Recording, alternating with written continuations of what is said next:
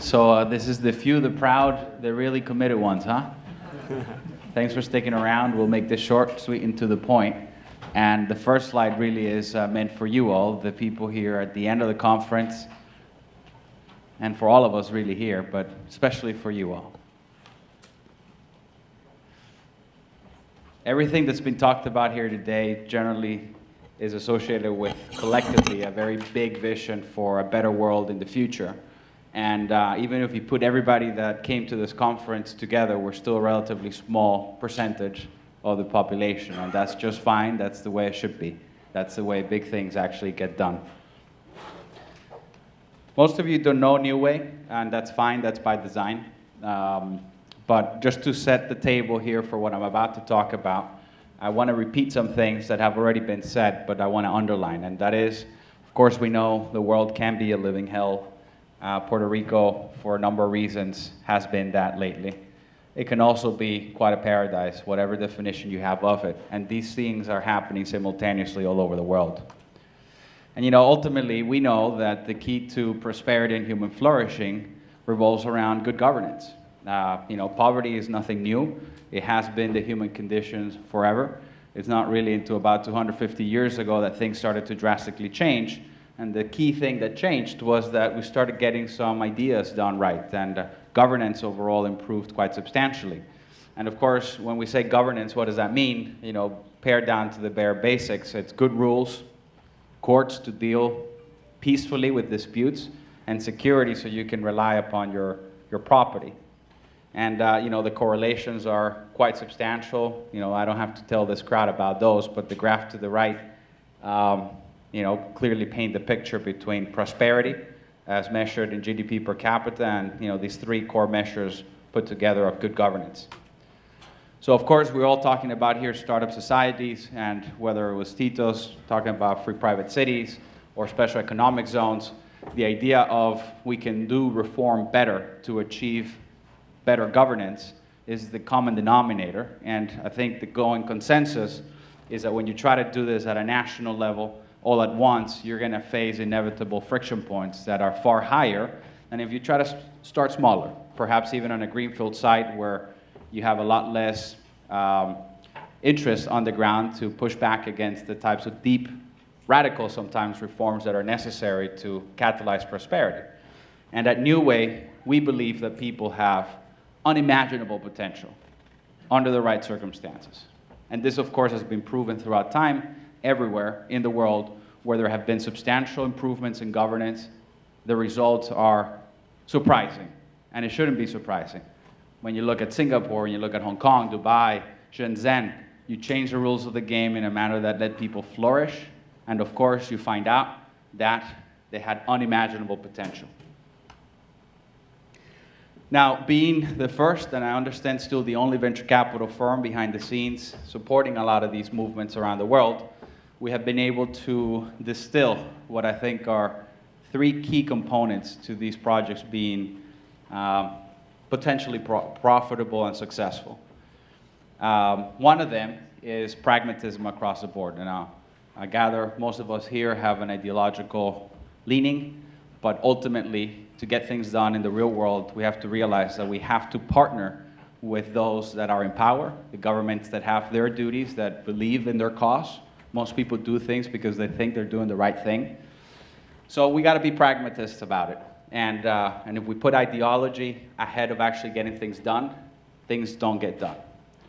Second, prosperity is about, we got to share the benefits. In fact, in those places around the world that are seriously considering these types of reforms, that have been gracious enough, innovative, risk-taking enough to create the possibility of making these things happen, you got to make sure that these projects are designed, purpose-built to make sure the local population benefits. If it's about people elsewhere in the world having a tax haven, it's not going to happen. At least not going to happen in the level of impact that we all are looking after, right? Where people can be demonstrably better off because of radical change in conditions on the ground in this world of software or governance as a service. So projects that are focused on the local population have a substantial better chance of getting off the ground and succeeding than those that are just catering to special groups around the world looking to save taxes or whatever the case may be. And third, but certainly not last, they have to be profitable. There has to be a clear business proposition that makes it so that you're going to attract tenants that invest, spend money, and that ultimately those that are putting the capital up front have a clear pathway towards profitability, because these are risky endeavors. And as much passion that drives a lot of people in this audience and others that are supporting these groups ultimately has to be profitable. And the nice thing is that where there's profit, capital will come. The last thing I don't put here, and that's also by design, is you got to be willing to fly a little bit under the radar, not necessarily go and try to get credit for things. It's about getting results more than it is to talking about it. Of course, the business model that we have seen and are in support of is largely informed by Singapore's development strategy. Many of you very well know the story with Lee Kuan Yew, if you want to think of him as an entrepreneur, as the case may be in his case. Ultimately, what he did, he's combined two things. He focused on significantly improving the living conditions of his population by drastically improving the governance institutions of Singapore, which at the time was a poorer country than Cuba, with a GDP per capita of less than $600 per year, ultimately becoming in less than 50 years more prosperous per capita than the United States of America. He combined that with what is now called Temasek, and also all sorts of internal investment structures within the government that effectively allowed them to internalize the positive externalities of good governance. Where Lee Kuan Yew probably fell a little short is that this was following a model that didn't allow, in a very clear, comprehensive way, for external capital to come in, support the strategy up front, and then benefit from it on the back end. And in his case, it didn't need it because, in fact, Singapore was an already existing population. They had tax revenue by the time they became independent. But for startup societies that might be starting on a greenfield site, there are lessons learned here that can be replicated and that I think should.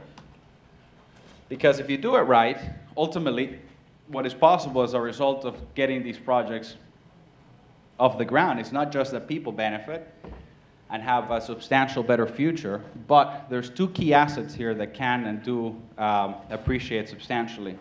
One is the underlying land. I think Michael Strong earlier made reference to Shenzhen appreciating like 20,000 X. That's not percentage, that's X. From before to after, after a 20, 30-year time horizon.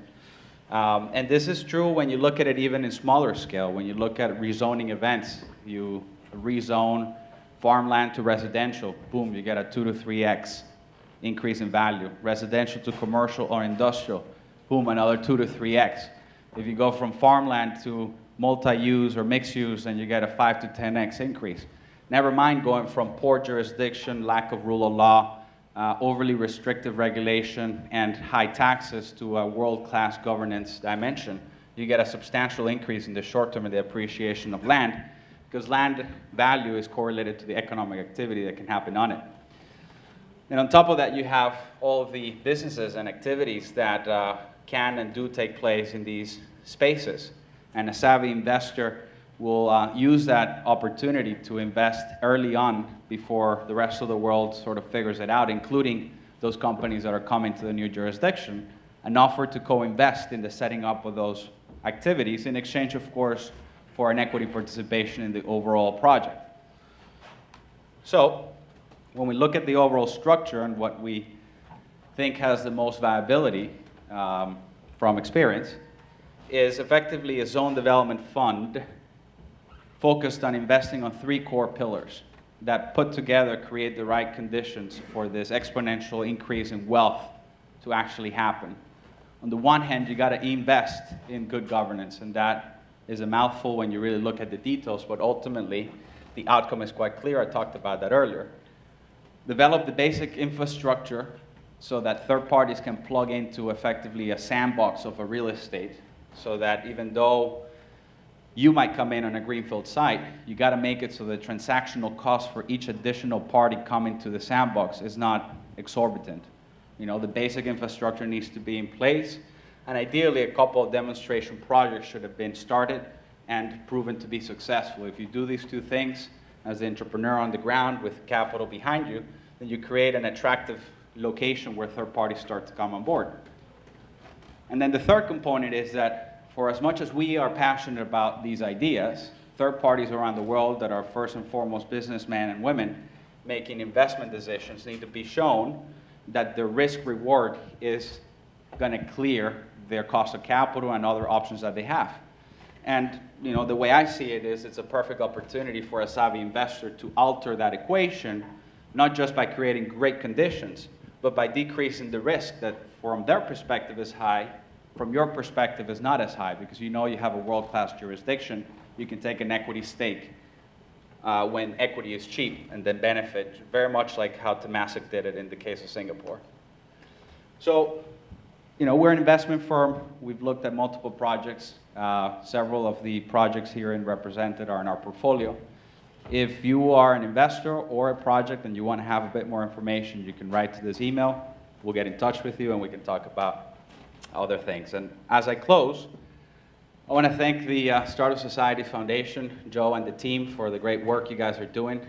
It needs to be done. You're creating a space for conversations to happen that need to be had. And they're being had in exactly the right tone, in a collaborative way where we recognize that we live in a world where the best results are going to come when you work in partnership with governments in pursuit of generalized prosperity and overall good human flourishing. So thank you so much.